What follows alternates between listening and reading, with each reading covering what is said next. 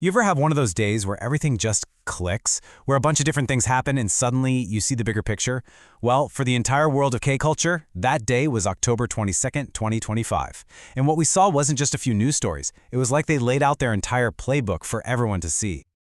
Seriously, on this one day, there were huge announcements across K-pop, K-drama, and the influencer scene.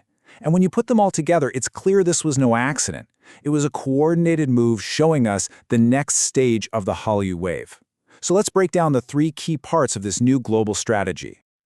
All right, first up, K-pop. For the longest time, the name of the game was chasing that one explosive viral hit.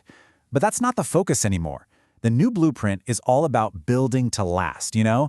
It's about rewriting the record books, not for a single song, but for a whole career. This is the shift from just being famous to building an empire. And the group that's really at the heart of this change? Twice. On October 22nd, they hit this magic number, 10. It seems simple, right? But that number represents a massive shift for the entire industry. So 10 what, you ask? And that's right, 10 different albums on the Billboard 200 chart. Now let's put this into perspective. Twice became the first K-pop girl group in history to pull this off. This shows a huge pivot away from relying on one monster album.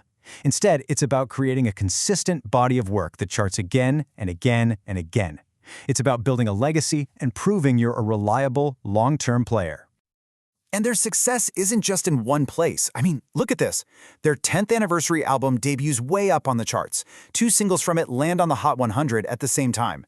And on top of all that, they have a smash hit from a soundtrack, an OST, for that show K-pop Demon Hunters. It's a total multi-front attack, proving they can stay relevant no matter how you listen to music. Okay, so let's move on to the second piece of the puzzle. While K-pop was proving it could last forever, K-drama was busy showing off its plan for massive scale. We're not talking about just making one hit show and hoping it sells overseas anymore. This is about building a non-stop global entertainment factory. So on that exact same day, the production giant Studio Dragon dropped its new lineup. And just look at the sheer variety here. You've got your romance, a deep human drama, a crazy action thriller, and a big historical fantasy. This is not just throwing spaghetti at the wall to see what sticks. Oh no, this is a carefully calculated portfolio of shows designed to satisfy every single taste in the global market. And this quote from inside the industry really says it all, doesn't it? K-drama isn't some niche category anymore. It is now a core part of the business plan for the biggest streaming services on the planet. They are literally counting on this constant stream of content to get and keep subscribers all over the world. This is pure global business strategy. And here's the thing. It's a strategy they know works. This new lineup isn't a shot in the dark. It's them doubling down on a sure thing. I mean, at the very moment they made this announcement, shows like Good News and K-pop Demon Hunters were already sitting pretty in the Netflix top 10. The global appetite is there, and it's not going anywhere. Now for our third and final pillar, and this is where things start to feel like science fiction. So if K-pop is about longevity and K-drama is about a content factory, the influencer world is about something totally different, turning the art of influence into a cold, hard science. And it all kicks off with this new buzzword, return on influence. Forget about just counting likes and followers. That's old news. We're talking about a super precise, data-heavy model that can tell a brand exactly how much money they made from an influencer campaign. It's all about results you can actually measure. So how does this actually work? Well, at the Impact 2025 conference, which also happened on October 22nd, they rolled out this new AI process. First, the AI crunches a ton of global consumer data. Then, it plays matchmaker, pairing brands with the absolute perfect creators. And finally, it tracks the financial return as it's happening, in real time. It completely takes all the guesswork out of marketing. And you got to understand, this is a massive, industry-wide shift. This conference wasn't just a few tech nerds in a room. We're talking more than 300 global brands, the biggest content creators, major data firms, and even government groups tied to things like the APEC 2025 Summit.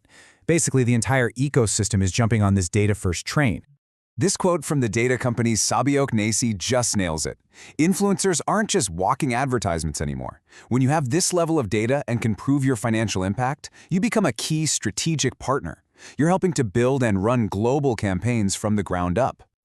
So, let's put all the pieces together. We've got K-pop's long game, K-drama's content factory, and the AI influencer revolution. What happens when you combine them? What does this new K-culture formula actually look like? This table really lays it all out perfectly. The old way was all about chasing moments, that one viral song, that one hit show, that one popular post. But the new blueprint we saw on October 22nd is all about building systems. For K-pop, it's a system for staying on top. For K-drama, a system for a global content library. And for influencers, a system for getting real, measurable results. At the end of the day, what that one day really showed us is that the future of K-culture is this incredibly powerful mix. It's the raw emotion of music and stories, but it's supercharged by the precision of technology and the incredible reach of global communication. That's the winning formula right there. And that really leaves us with a huge question, doesn't it? We've just seen the playbook for how culture and code are merging to take over entertainment. So you have to wonder, what's next? What other massive global industry is about to get completely reinvented by that same powerful combo?